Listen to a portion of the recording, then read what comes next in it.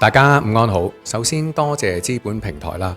咁我哋今年 GrowthOps 係第2年收到呢個傑出嘅數碼轉型同埋創新科技。咁今年呢係大家留意到係多咗個 AI 嘅人工智能。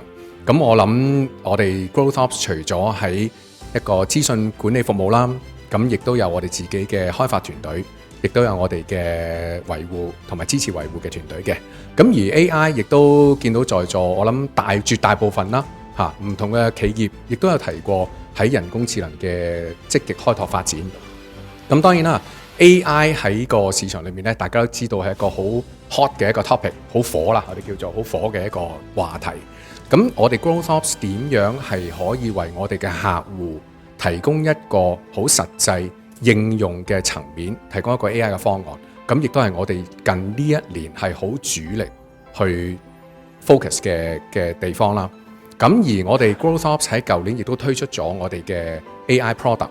咁而個 AI 嘅 product 嚟講呢，我哋都會喺下個月啦，6月嘅5號同埋6號喺會展嘅 D11有擺個場嘅。咁大家如果有興趣嘅話，可以了解多少少。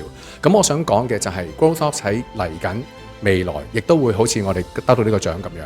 除咗喺數碼轉型、人工智能，我哋都係不停咁投放資源喺唔同嘅科技啦、人才，同埋喺唔同嘅方案層面，令到行業喺 AI 同埋唔同嘅人工智能、數碼轉型，為我哋客戶更加提供一個切實、可靠、增值嘅方案。